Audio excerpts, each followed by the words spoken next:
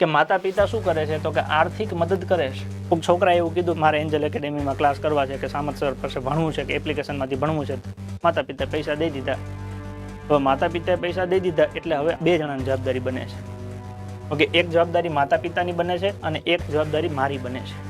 મારી જવાબદારી એ બને છે કે જે માતા પિતાએ પોતાનું બાળક મને સોંપ્યું છે એ બાળકને વ્યવસ્થિત ભણાવવું, અને એ ભણે છે કે નહીં એના માટે ટેસ્ટ લેવી અને ટેસ્ટના માર્ક્સના આધારે એનું અવલોકન કરવું, અને એ અવલોકનના આધારે માતા પિતા સાથે ઓકે એના રિપોર્ટ શેર કરાવવા.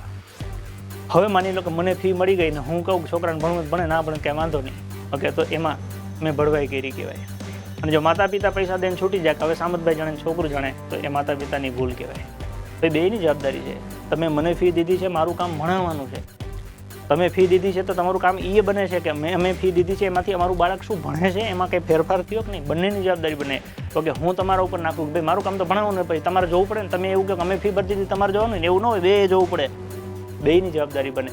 એટલે આ ત્રિપાંખીયો જંગ છે વિદ્યાર્થી, વાલી અને શિક્ષક વચ્ચે. જો ત્રણેય વચ્ચે કોમ્બિનેશન થાય, ગઠબંધન થઈ જાય, તો કે તેમની સરકાર બની જાય, સરકારી નોકરી મળી જાય.